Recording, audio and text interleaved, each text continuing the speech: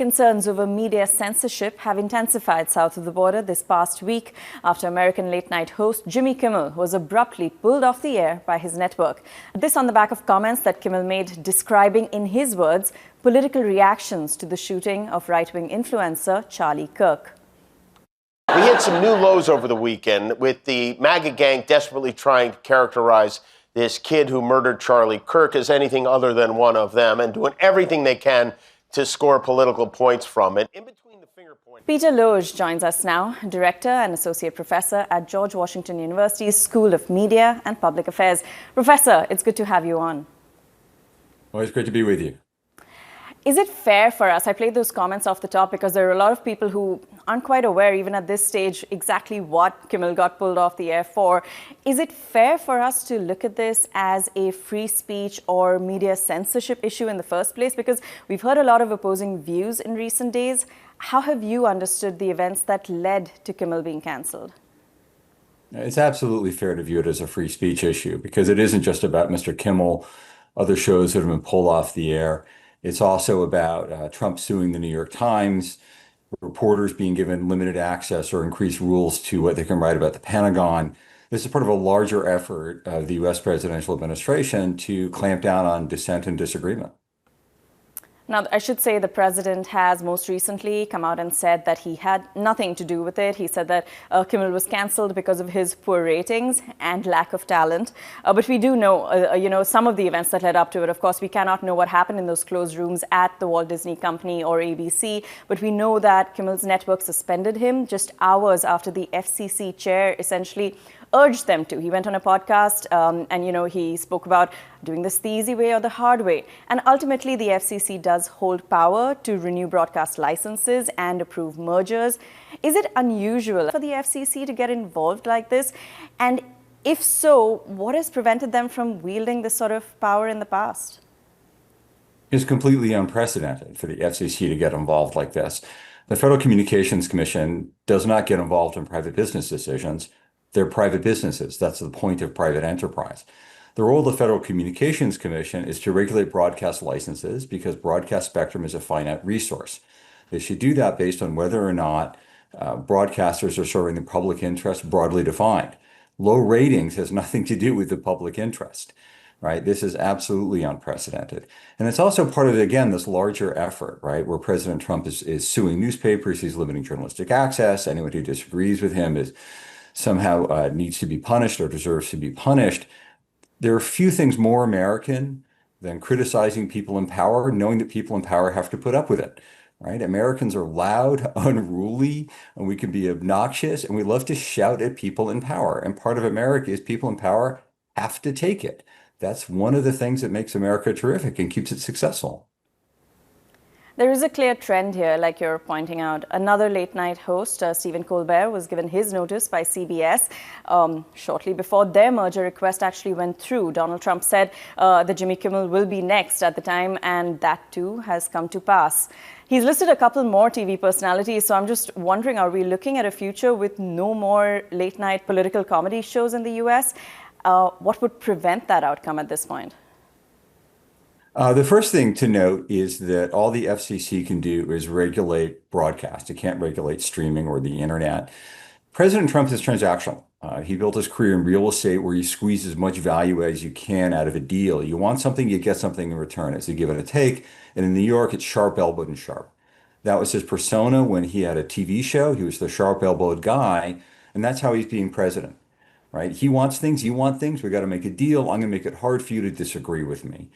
ABC, CBS, and others want things out of the federal government, the right to merge with other companies, to purchase other companies. They need broadcast licenses. They want access. So Trump is treating the First Amendment the way he would treat a real estate deal, right? You want to buy my house?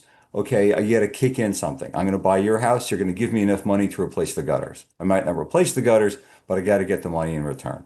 Makes sense from a business perspective. What's at stake here, however, is the First Amendment to the Constitution and the Americans' rights to say things that people in power don't like, that can be dumb, that can be funny, that can be scurrilous. We shout. That's what we do here. We have to protect that right.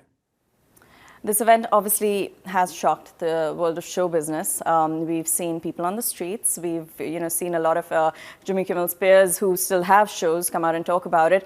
It's also taken some of Trump's Republican Party members by surprise. Many of them in the past have been outspoken. They've been critical of what they call cancel culture, which they said was the bastion of the left.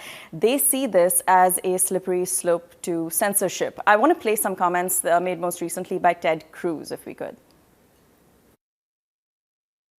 That's right out of Goodfellas. That's right out of a mafioso coming into a bar going, "Nice bar you have here. It'd be a shame if something happened to it." It's popular in the US, the protection of the First Amendment and of free speech. Is that now a partisan issue? Oh, it's absolutely a partisan issue, and it's always been a partisan issue.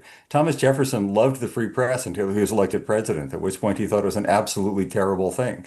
Every president has run for president saying we need free, open access and transparency. They then get elected and say, wait, hang on a second, I have a different idea.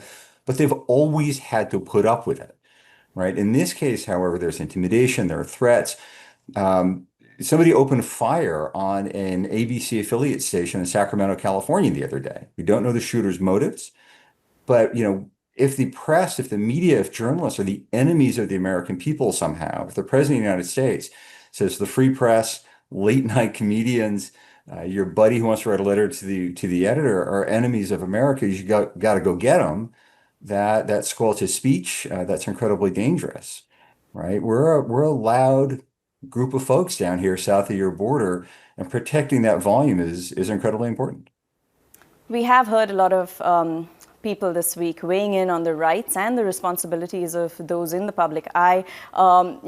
What do you think people are getting wrong about this? Because it is likely that most of these people haven't spent as much time maybe thinking about the role of media in a democracy and in politics as you have. And there are people who've, come out and said that maybe this was not the time for Kimmel to be making these sensitive comments. The political atmosphere is too heated. There is political extremism, and perhaps people in the public eye should pipe down at this time.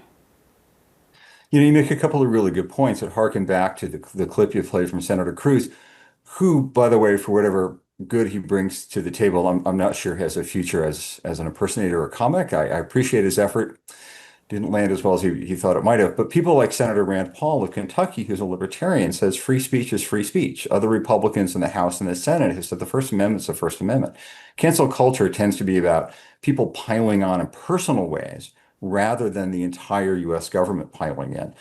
And you also make an excellent point that far more people have commented on the clip than saw the clip, right? If as many people weighed in on Jimmy Kimmel as watched Jimmy Kimmel, then his ratings would be much better. A lot of the reaction is either partisan. Trump is saying it, therefore I'm against it. Trump is saying it, therefore I support it. A lot of it is First Amendment based. Right? The government should not be telling broadcasters what they should and should not broadcast. And some of it is legitimately about, this is not the time. The point of the government, however, is to let that debate happen in the public space. We as the American people need to argue about it as the American people, vote for elected officials who then implement what we say should happen. They should not be the referee. They should make sure the game keeps going. Is any of this illegal? We haven't heard from Jimmy Kimmel. Can he come out and sue them for wrongful termination? That's a question for employment lawyers and for First Amendment lawyers. I imagine a lot of conversations are happening. And as you note, a lot of folks, including Colbert and others, have come out in his defense.